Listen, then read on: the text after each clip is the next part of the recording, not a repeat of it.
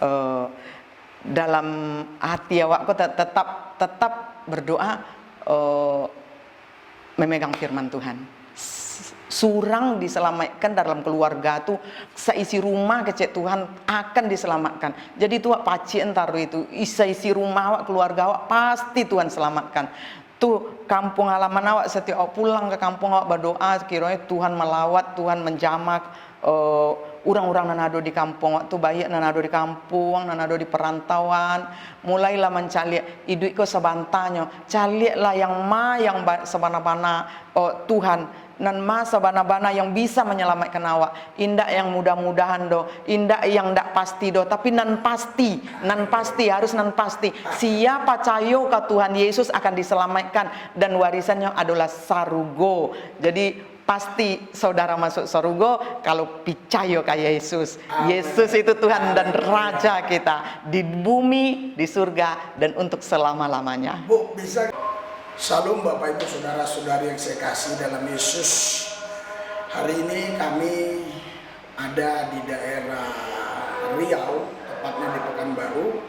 Ini rumah misi, ya, siapapun boleh datang kemari karena ini rumah misi khusus untuk orang-orang yang melayani Tuhan, yang tidak mau tinggal di hotel, boleh tinggal di sini. Jadi kami sudah 1 malam di sini. Berarti di perjalanan pelayanan misi ini kami sudah 6 hari, ya. Saudara Bapak Ibu sekalian, kemarin kita khotbah di salah satu gereja GB Betani.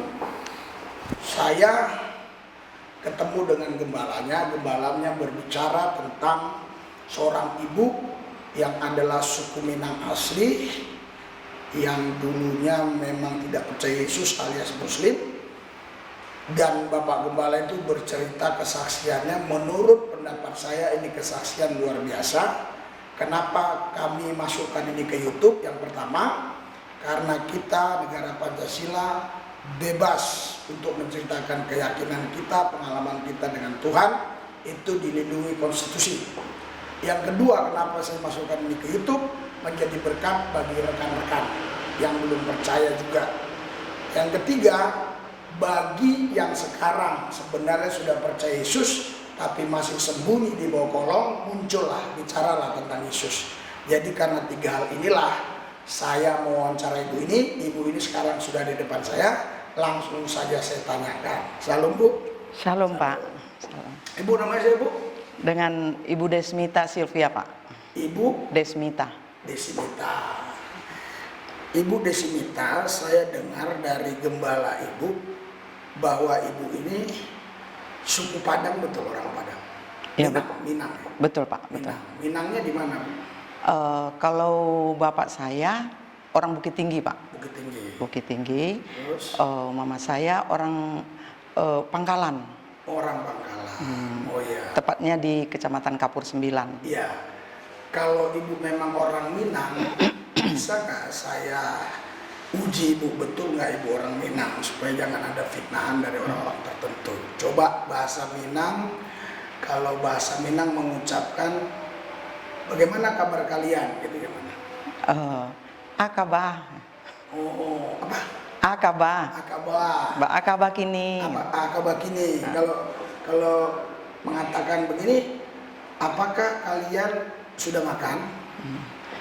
Alah makan awak tuh. Oh, alah makan awak tuh. Terus kalau mengucapkan kamu sudah nikah atau belum? Awak lah menikah tuh alun. Satu lagi Bu ya, yang agak sulit mau saya tanyakan, apakah ibu ini betul-betul orang Minang? Yang saya tanyakan gini, kamu sudah nikah berapa tahun dan anakmu sekarang berapa? Labara tahun awak menikah, labara orang anak. Oh iya. Jadi saudara Bapak Ibu sekalian, sudah ya, nggak diragukan lagi bahwa ibu ini adalah asli suku Minang. Bu, ibu dulu waktu suku Minang dulu, ibu awalnya agamanya apa? Kalau saya dari nenek moyang saya dari lahir ya Islam Pak. Oh, jadi berarti nenek moyang yang ibu Islam, ibu pun dari sejak lahir Islam. Betul, Pak. Terus ibu bisa nggak cerita gimana ibu bisa ikut Yesus, awal mulanya gimana ceritanya dulu? Iya, awal mulanya saya kenal Yesus itu saya menikah dengan seorang pria yang pada waktu itu yang saya tahu dia itu Islam. Ya, dari mana ibu tahu dia Islam? Dia menunjukkan KTP-nya kepada saya. Di KTP itu tulisannya Islam. Islam. Jadi kami menikah secara Islam. Terus setelah selang waktu anak saya yang pertama lahir, setelah umur 2,5 tahun, kami disuruh orang tuanya untuk ke Medan, untuk balik ke Medan. Akhirnya kami ke Medan. Setelah di Medan saya baru melihat ternyata dia itu orang Batak dan beragama Kristen. Terus bagaimana perasaan ibu setelah ibu tahu ternyata ini bukan orang Islam, dia ini suku Batak dan agamanya Kristen? Bagaimana perasaan ibu waktu itu? Iya, pada waktu itu setelah nyampe di sana, setelah tahu, saya marah besar kepada dia. Saya merasa ditipu. Dia mengatakan dia Islam, ternyata itu hanya di KTP saja dan dia tidak pernah masuk Islam. Dan ternyata keluarga besarnya tuh Kristen turun-temurun dari dulu gitu. Akhirnya saya berontak, saya tidak terima dan saya tidak berterima dengan keadaan itu. Saya mengambil keputusan untuk balik ke kampung saya gitu. Tapi suami saya membujuk saya. Dia bilang, oke, saya yang masuk Islam. Kamu tenang aja, Kak, saya yang masuk Islam. Akhirnya karena ada satu janji ini saya pegang, dia akan masuk Islam. Tapi setelah selang waktu berjalan terus, ketika saya tagih janji suami saya bilang begini, tunggulah, sabarlah, saya belajar dulu. Dan dia katakan selalu itu yang dia katakan. Sampai anak kedua lahir. Masih tetap status pernikahan Islam. Okay. Tetap Islam. Saya tetap melakukan kewajiban saya sebagai Muslim. Saya tetap sholat. Bahkan saya lakukan tahajud. Semakin saya pingin suami saya mengikut saya semakin kuat beribadah. Saya nggak pernah tinggal puasa. Bahkan Senin Kamis saya puasa. Supaya apa? Supaya Tuhan menggerakkan hati suami saya supaya dia mengikut dengan agama saya gitu. Bahkan jadi ibu selain puasa bulan Ramadan, puasa sunnah Senin Kamis. Iya, Pak. Supaya suami ibu ini masuk Islam. Iya, betul, Pak. Terus bahkan ketika waktu berselang terus, akhirnya saya hamil anak yang ketiga. Setelah 2 mereka lahir di dalam agama saya yang Islam, hamil anak yang ketiga, saya pulang ke kampung. Bapak saya bilang begini, ternyata bapak saya ini sudah mendengar isu bahwa suami saya itu Kristen gitu.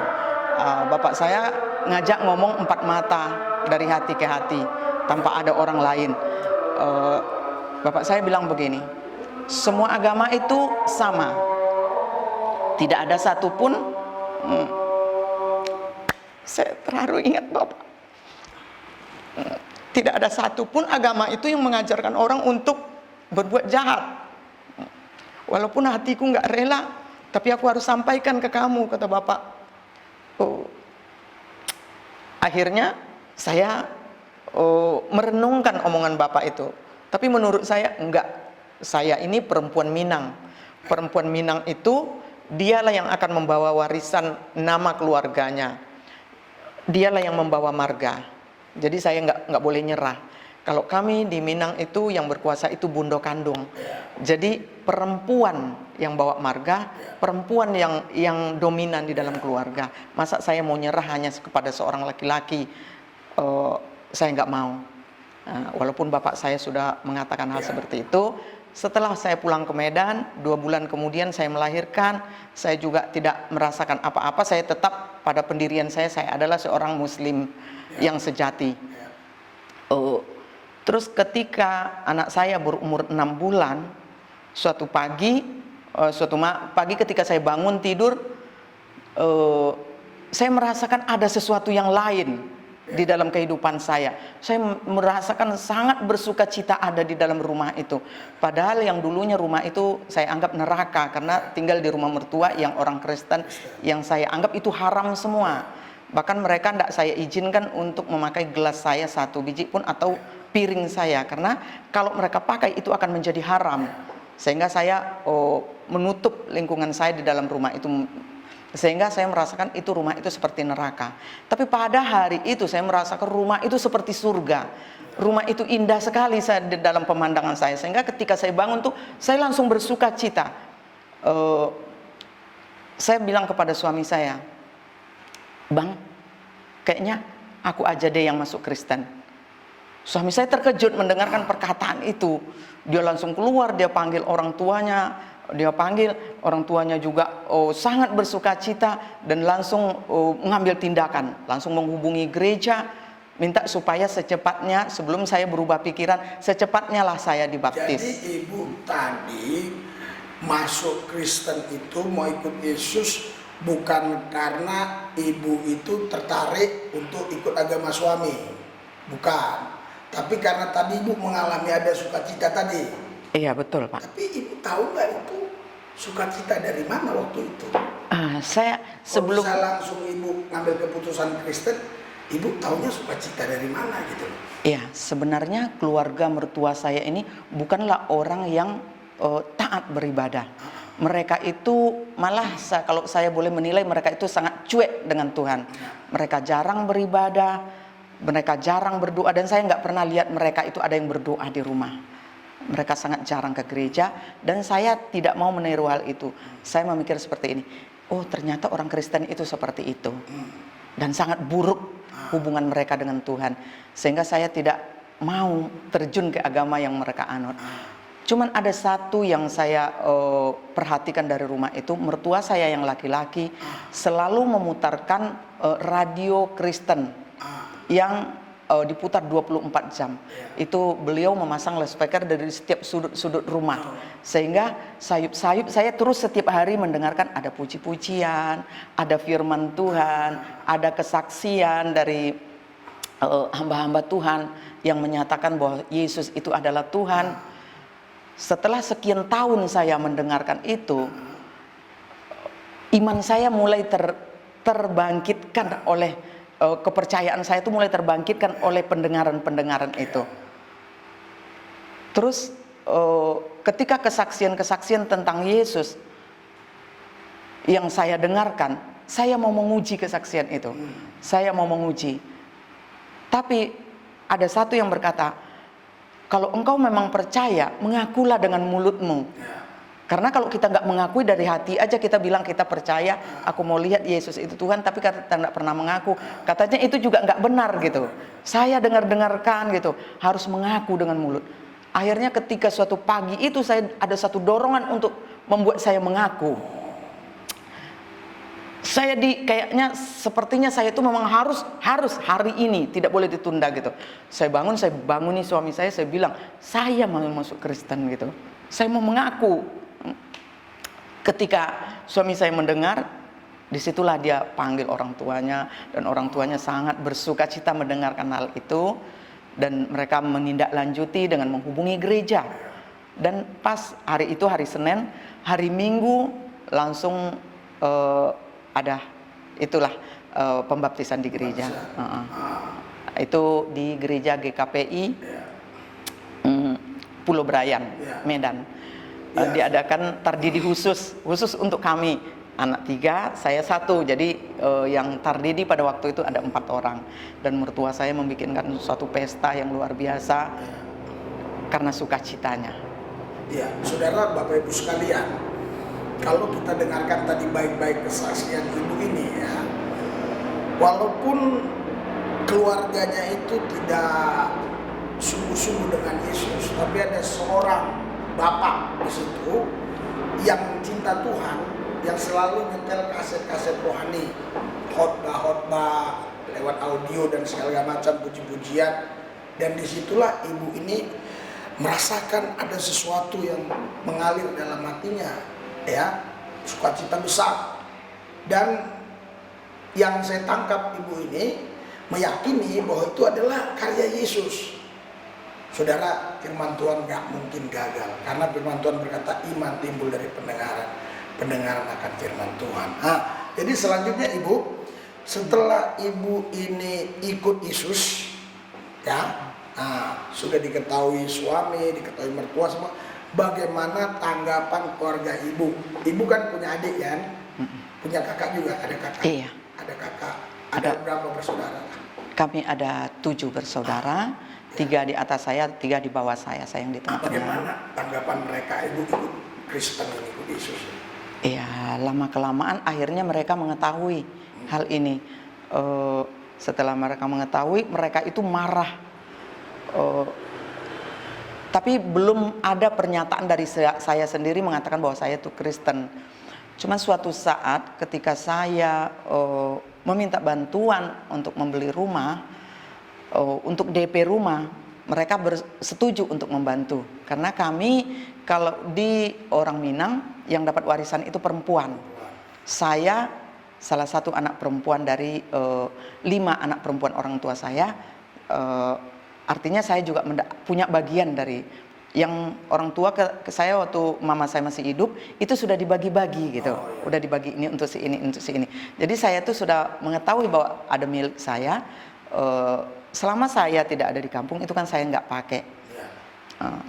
Terus saya bilang ke kakak saya perlu uang untuk DP rumah. Beliau setuju, oke.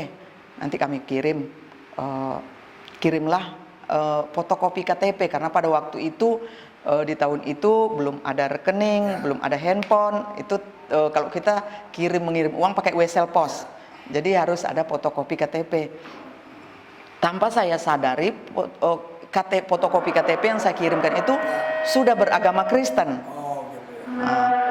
Mungkin kalau saya ingat itu, mungkin saya juga belum seberani itu untuk mengirimkan ke keluarga saya KTP yang Kristen ini.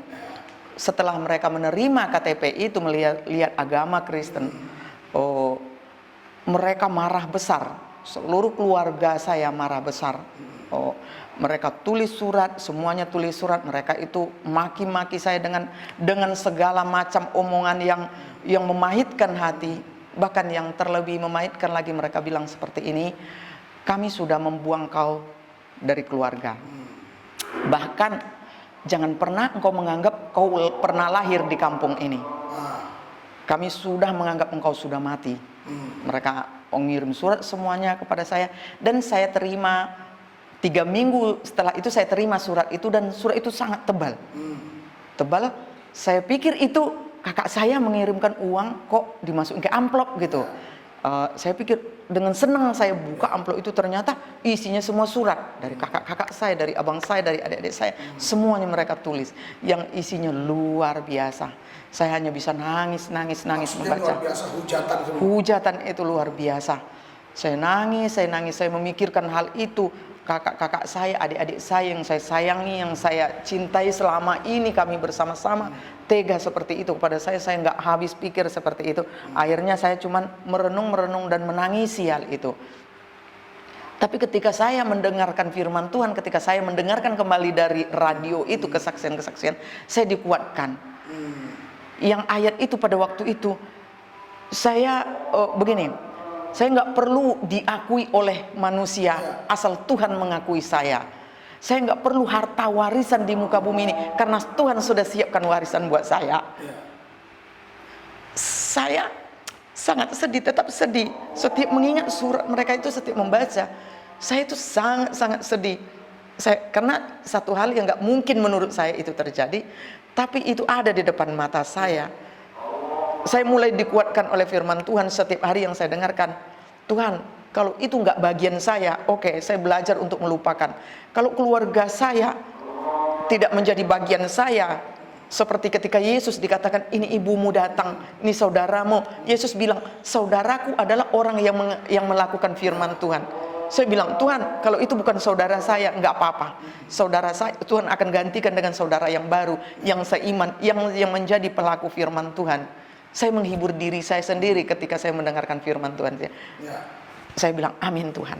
Tuhan pasti sediakan saudara buat saya, pengganti saudara saya itu, yaitu orang yang seiman dengan saya. Yesus saja mengatakan seperti itu. Artinya kita yang jadi pengikut Yesus juga harus sanggup mengatakan hal seperti itu. Sehingga penghiburan daripada Tuhan itu akan ada di dalam hati kita. Luar biasa saudara. Jadi firman Tuhan berkata memang bisa saja terjadi ya, ketika kita percaya Yesus, kita dikucilkan. Ya, Yesus sendiri bilang dia datang bawa pedang, itu bukan pedang beneran, itu hanya bahasa saja, memisahkan antara ibu dan anak, mertua dan segala macam. Ibu ini tadi kesaksiannya sudah sampai level itu. Ya, dia katakan nggak apa-apa lah kalau keluargaku yang ini, yang dari daging ini, lahiriah ini meninggalkan saya, Tuhan nanti kirim keluarga-keluarga yang dari Yesus, maksudnya keluarga rohani gitu. Terus selanjutnya gimana Bu? Setelah surat itu ibu terima, ibu kan nggak dapat warisan ini. Terus hubungan ibu terputus, nggak ada kontak-kontak. Iya, terputus. Sejak itu terputus, tidak ada lagi hubungan dengan keluarga. Saya sebatang kara di Medan mengikuti suami. Tapi ketika saya masuk Kristen itu, saya mulai, karena ketika bapak saya menasihati dulu, kalaupun kita berpindah agama, kita harus menjalankannya dengan sungguh-sungguh. Karena di dalam keluarga tidak boleh ada dua nakoda. Kamu sembahyang berpuasa sementara yang satu lagi tidak. Itu namanya perzinahan. Walaupun kalian punya surat nikah secara Islam, kalian pegang surat nikah, tapi anak-anak yang lahir itu karena kalian berbeda agama adalah anak-anak dari perzinahan, anak-anak haram. Apakah kamu mau? Kata orang tua saya pada waktu itu. Saya pikirkan kembali, oleh karena perkataan itu, saya nggak mau anak-anak saya menjadi anak-anak haram. Saya harus bertanggung jawab dengan mereka. Akhirnya saya mengambil keputusan itu. Saya sudah bersama-sama dengan suami, sudah seiman dengan suami, dan yang artinya saya harus melepaskan semua keluarga besar saya berjalan sendiri.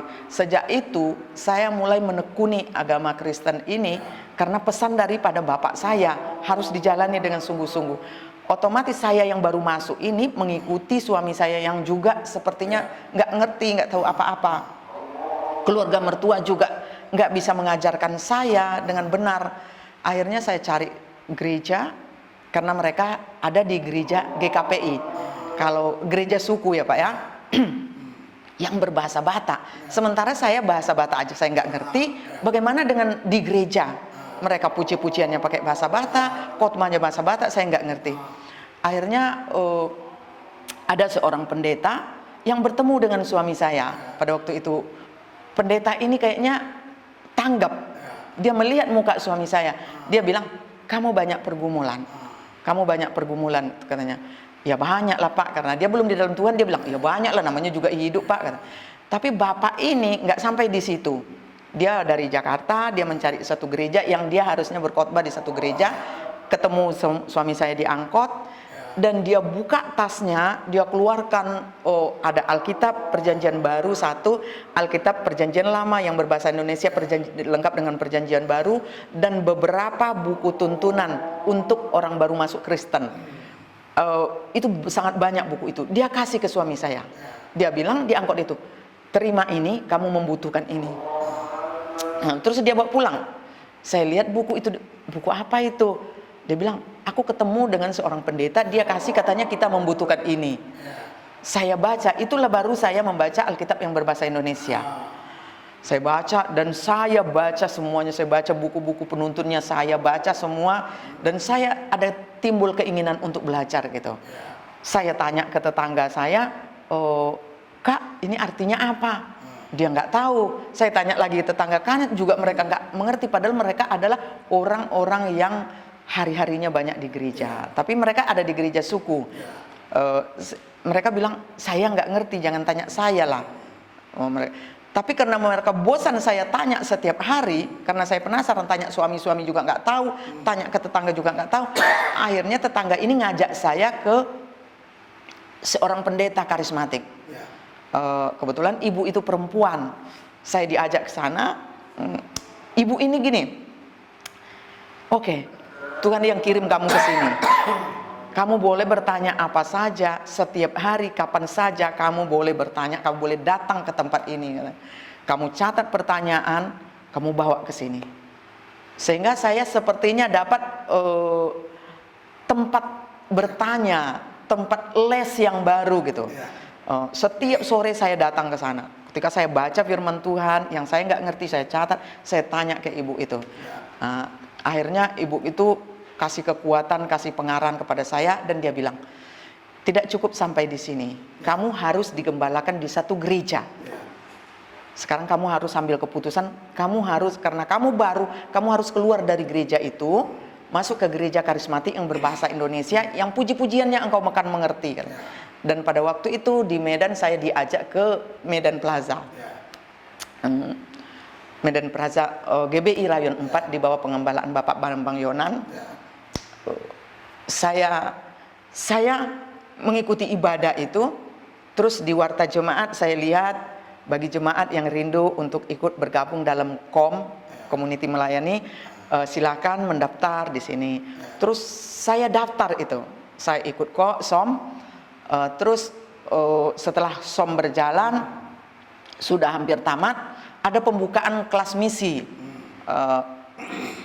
Terus saya sampaikan kepada pengajar, saya mau ikut, boleh kata, karena jamnya berbeda. Saya ikut lagi di diklat misi. Terus di diklat misi itu saya belajar dan dikaitkan lagi dengan doa. Ternyata misi itu harus pendoa, harus berdoa.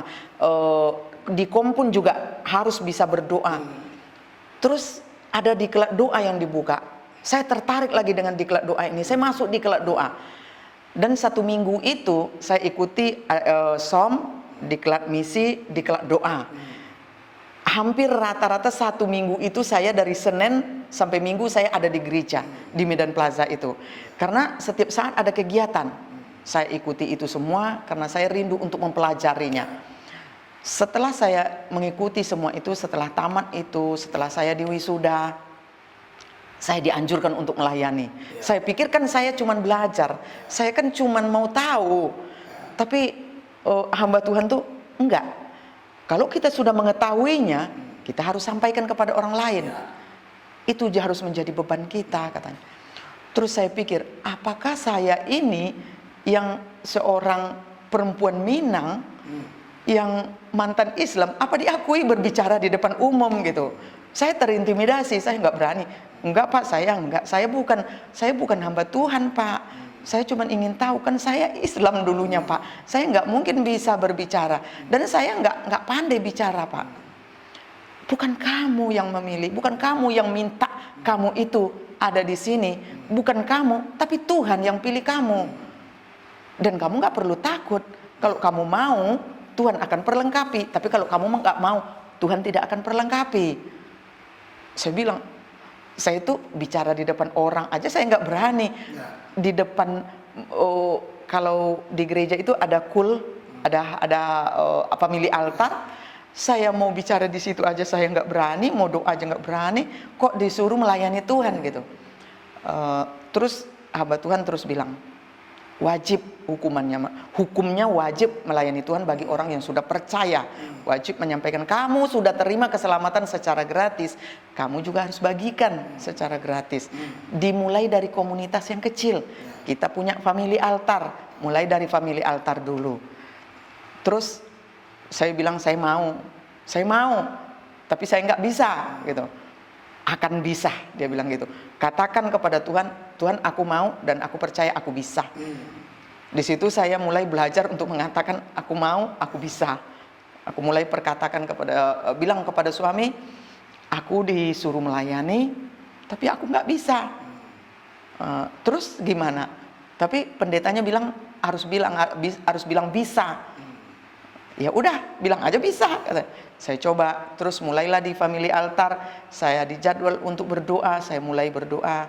Terus karena saya sudah diwisuda di SOM, sudah diwisuda di misi, juga di diklat doa. saya harus terjun di dalam pelayanan. Saya mulai berdoa dan dia diajarkan berdoa, bagaimana cara berdoa, bagaimana untuk mendoakan orang, apa yang harus kita doakan. Saya belajar dan saya praktekkan. Saya imani. Disitulah saya mulai terjun di dalam pelayanan ini, Pak. Ya, terus setelah ibu ini melayani, ya kan, berapa lama ini ibu hubungan sama keluarga ini, keluarga yang orang-orang Minang tadi, keluarga ibu, bagaimana? Itu yang saya tanya tadi, akhirnya gimana? Setelah kira-kira 6-7 tahun berlalu saya masuk Kristen itu, saya mulai mempraktekkan firman Tuhan. Jika pendeta bilang kalau kau mau, katakan mau, pasti Tuhan tolong.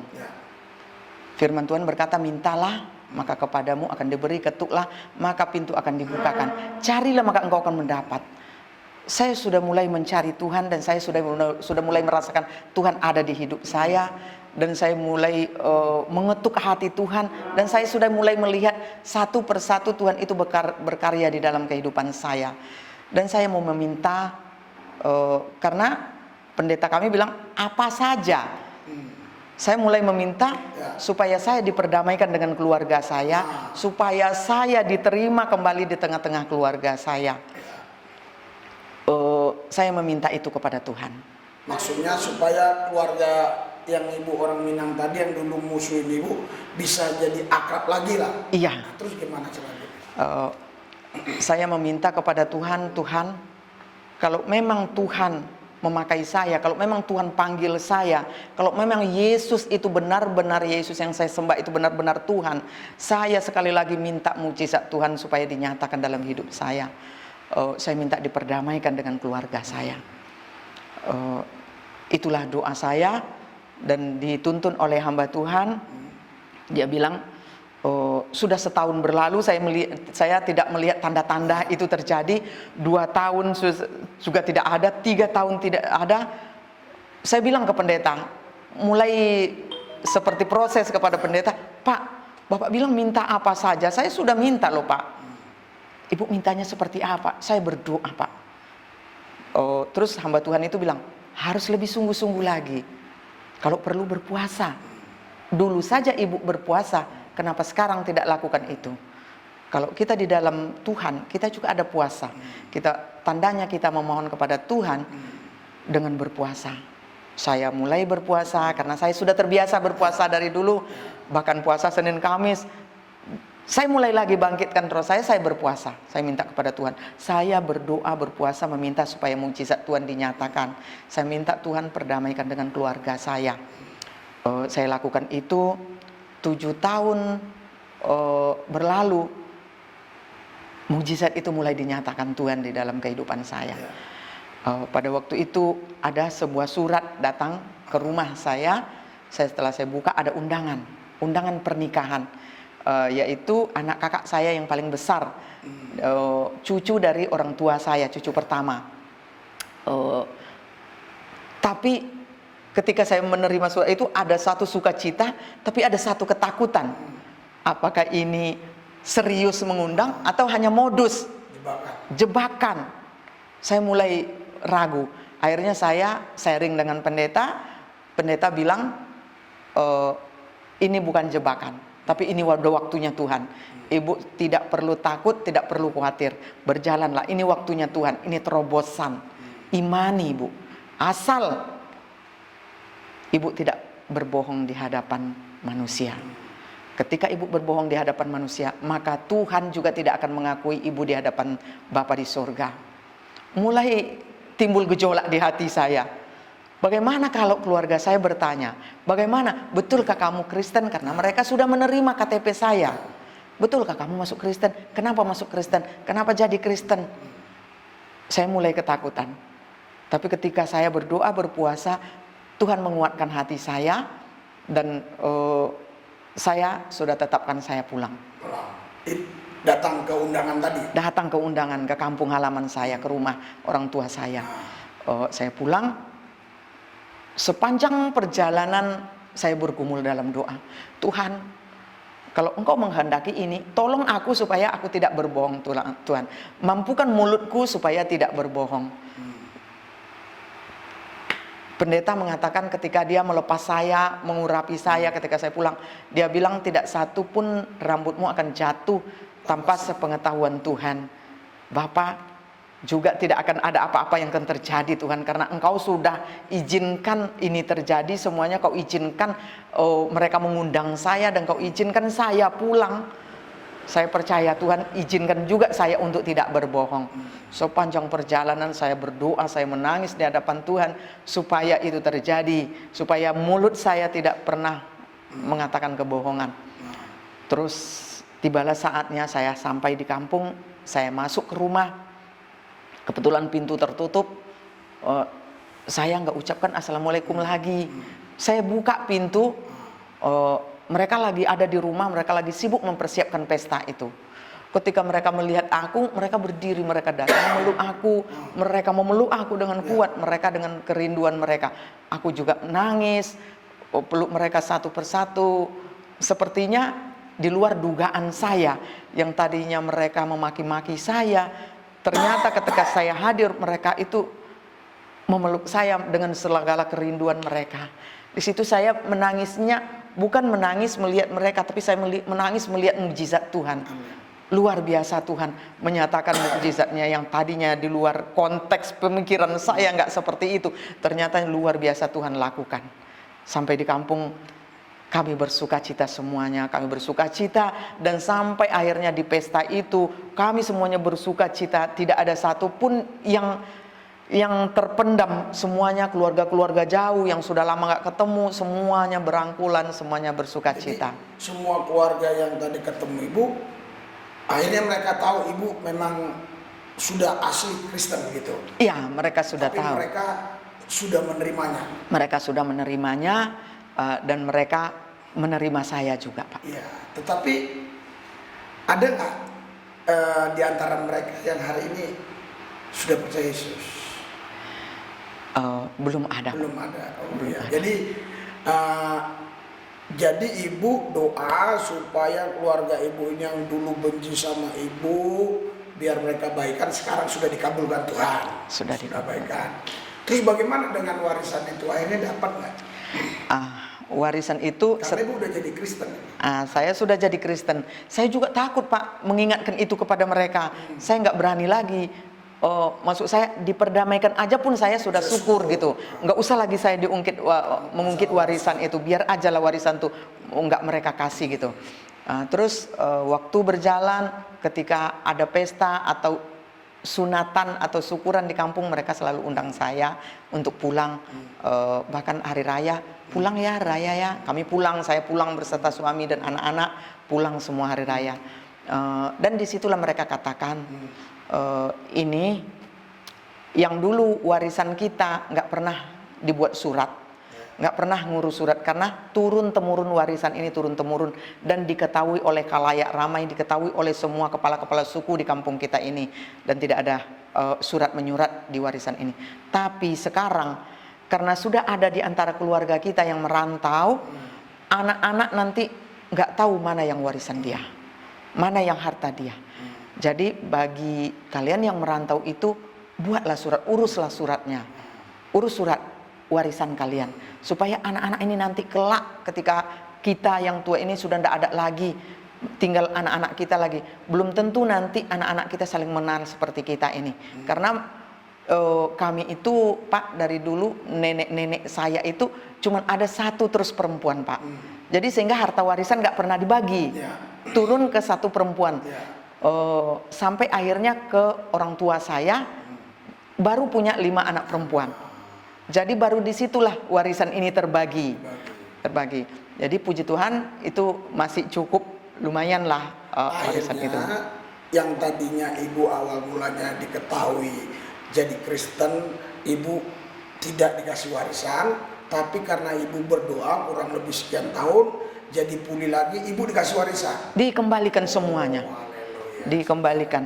Bahkan lebih lagi Pak, ada warisan yang belum dibagi, itu pun dia bilang itu dibagi, kamu juga dapat bagian di situ.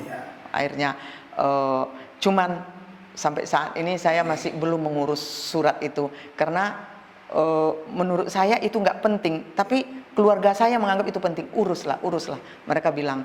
Tapi karena ini juga bagian dari anak-anak saya, karena sempat dulu saya mau jual Pak, mereka nggak bilang itu nggak boleh dijual.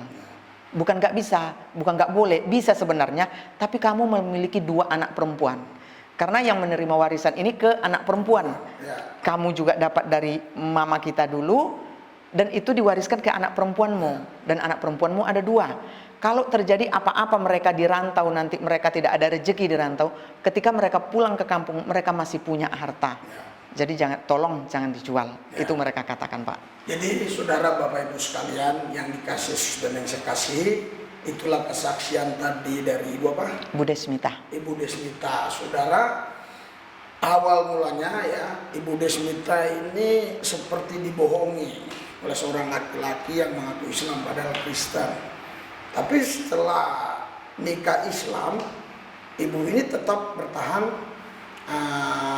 Islam, tetap, karena memang nikahnya Islam. Tapi karena ibu ini gigi berdoa, saudara tahu, malah ibu ini yang pertama kali mengalami perjumpaan pribadi dengan Yesus daripada suaminya yang Kristen ngaku Islam. Singkat ceritanya luar biasa, kita dengar kesaksian tadi, keluarga ini dipulihkan, suami istri semua sudah ikut Yesus. Tetapi ada persoalan baru di mana bahwa keluarga dari pihak ibu ini yang orang Minang yang memusuhinya. Saya singkat.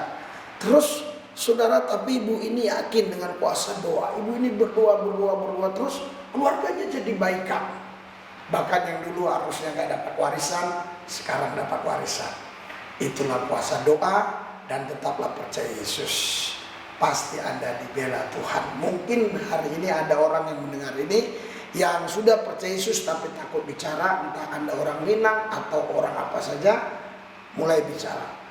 Karena kita negara Pancasila, dilindungi konstitusi, bebas kita bersaksi. Bu, sekarang closing statement Ibu apa untuk rekan-rekan kita pemirsa YouTube ini, khususnya dulu bagi yang Kristen dulu? Pesan Ibu gimana? Kan Ibu dulu orang Muslim, Minang lagi, orang Minang ini saya tahu betul-betul fanatiknya luar biasa. Sekarang Ibu ikut Yesus, sungguh-sungguh ikut Yesus. Akan ada juga yang orang Kristen, kadang Kristen KTP ini. Coba mau Kristen KTP kayak mau Kristen apa pesan Ibu buat orang-orang Kristen? Iya, pesan saya buat saudara-saudara di dalam Yesus, ketika kita menerima keselamatan itu, ketika Yesus menerima kita sebagai anaknya, karena dikatakan apabila kita menerima Yesus sebagai Tuhan dan Juru Selamat di dalam kehidupan kita, maka derajat kita diangkat menjadi anak-anak Allah. Amin. Jadi ketika derajat kita sudah diangkat menjadi anak-anak Allah, kita mulai menghargai hidup kita.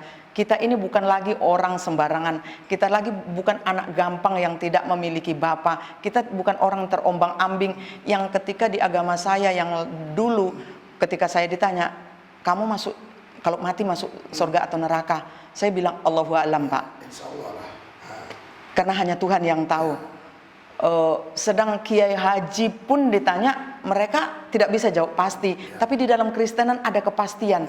Ketika kita percaya kepada Tuhan, maka kita akan mendapatkan warisan, yaitu sorga daripada Bapa kita. Asal kita hidupnya benar di hadapan Tuhan, melakukan apa yang menjadi firman Tuhan di dalam hidup kita. Jadi kerinduan saya, anjuran saya, masukan saya, himbauan saya kepada saudara-saudara Kristen yang mungkin dari lahir sudah Kristen, mari saat ini kita menghargai hidup kita, menghargai diri kita, menghargai panggilan Tuhan, terlebih menghormati Tuhan kita, bahwa Dia rela mati untuk kita, Dia rela melakukan, menanggung semua hinaan, cacian, kesakitan demi menyelamatkan kita. Tanpa itu kita tidak akan pernah diselamatkan. Jadi yang saya himbau saat ini saudara-saudara saya, kita belajar untuk menghargai itu, kita bangkit kita tahu bahwa hidup kita ini sementara, karena sebentar, sangat-sangat sebentar waktu di muka bumi ini, 60-70 tahun, lebih dari itu kesukaannya hanya sakit penyakit. Jadi selagi ada waktu, selagi sehat, selagi kuat, mari kita lakukan firman Tuhan, beritakan firman Tuhan, khususnya buat saudara-saudara saya yang seperti saya dulunya Pak, yang itu masih banyak yang belum muncul, masih banyak yang masih takut-takut, nanti aku malu kalau aku buka jilbab, aku nanti jadi sorotan. Karena kalau kami dari Kristen ini, dari Islam ini Pak, kalau kita ketemu dengan teman-teman kita yang Islam, apalagi yang sama-sama orang Minang, itu mereka ngujatnya nggak tanggung-tanggung Pak. Ketemu di pasar, saya ingat waktu itu saya di pasar di Duri itu, oh inilah yang murtad itu, inilah yang murtad itu yang jadi kayu api nanti di neraka ini, inilah kayu api di neraka ini kalau nggak bertobat. Jadi kami itu dibully kalau berjalan seperti itu Pak. Dulu saya takut kalau dibully seperti itu, merasa nggak enak pulang dari pasar, perasaan saya nggak enak. Tapi sekarang saya, ketika saya dibully, terima kasih Tuhan, lebih dari itu engkau sudah alami dulu. Ketika saya dimaki sama sesuku saya bilang, terima kasih Tuhan Yesus, terima kasih. Engkau lebih dahulu mengalami hal seperti itu. Saya nggak sampai dipukul Tuhan, saya nggak berdarah Tuhan, cuman hati Tuhan. Jadi, saya bersyukur gitu. Close statement Ibu buat orang-orang yang belum percaya Yesus, bisa nggak Ibu berbahasa Minang? Terserah Ibu mau ngomong apa. Coba. Ya, saya tetap berdoa. Ibu berbahasa Minang. Ya, dalam hati awakku tetap berdoa, memegang firman Tuhan. Surang diselamatkan dalam keluarga tuh, seisi rumah kecek Tuhan akan diselamatkan. Jadi tuh paci entar itu isi rumah awak, keluarga awak pasti Tuhan selamatkan. Tuh kampung halaman awak, setiap pulang ke kampung awak berdoa, kiranya Tuhan melawat, Tuhan menjamak orang-orang nanado di kampung, waktu banyak nanado di kampung, nanado di perantauan, mulailah mencari iduit ko sebantanyo, carilah yang sabana-bana Tuhan, nan ma sabana-bana yang bisa menyelamatkan awak, indak yang mudah-mudahan do, indak yang ndak pasti do, tapi nan pasti, harus nan pasti, siapa cayo ke Tuhan Yesus akan diselamatkan, dan warisannya adalah sarugo. Jadi pasti saudara masuk surga kalau percaya ke Yesus. Yesus itu Tuhan dan Raja kita di bumi, di surga, dan untuk selama-lamanya. Bu, bisa nggak bahasa Padang tadi kan panjang, tapi Ibu singkat aja 1 menit atau setengah menit, kira-kira artinya apa yang Ibu ngomong tadi? Karena banyak orang juga nanti yang nggak tahu kan. Kalau kita percaya Tuhan, kita akan diselamatkan. Setiap orang yang mengaku Yesus sebagai Tuhan dan Juru Selamat, maka dia derajatnya akan diangkat menjadi anak-anak Allah. Kalau kita sudah menjadi anak-anak Allah, apa yang dimiliki Bapa itulah milik kita. Surga yang dimiliki Bapa itu juga menjadi bagian kita di dalam Yesus. Tapi tadi saya ingat Ibu ada ngomong bahasa Padang itu yang saya tahu kira-kira artinya apa. Benar nggak yang Ibu bilang gini? Kita ini carilah yang pasti. Itu gimana itu tadi? Benar. Cari yang pasti Pak, jangan yang mudah-mudahan. Kan ini yang mudah-mudahan. Kalau Bapak dikasih makanan, mudah-mudahan saya suka. Bukan makanan yang mudah-mudahan kita suka Pak, makanan yang kita suka. Jadi yang menyelamatkan kita bukan yang mudah-mudahan juga, tapi yang. Jadi yang pasti itu di dalam siapa Pak? Yang pasti itu hanya di dalam Yesus Pak. Haleluya. Saudara, Bapak Ibu sekalian, kita sudah mendengar kesaksian dari Ibu apa tadi? Ibu Desmita Pak. Ibu Desmita, luar biasa sekali saudara. Jadi tidak mungkin Anda berkata ini rekayasa atau ini pura-pura Minang. Asli orang Minang yang dulunya nggak percaya Yesus, sekarang ikut Yesus, malah melayani Tuhan luar biasa. Dan keluarganya pun sekarang sudah baikan, dan kita doakan karena kita berkata Kisah Rasul 16:31, jawab mereka percaya kepada Yesus maka kau selamat, semuamu akan diselamatkan. Amin, amin. Mari kita berdoa. Tuhan Yesus, Engkau jamah semua pemirsa, supaya mereka yang belum percaya boleh percaya Yesus. Amin. Dan yang sudah percaya tambah setia kepada Yesus. Amin. Terima kasih Bapak. Dalam Yesus aku berdoa buat Ibu Emerita juga, biar Tuhan berikan terus kekuatan kemenangan. Amin. Dalam Yesus yang terus kami berdoa. Haleluya. Amin. Tuhan memberkati Ibu. Haleluya.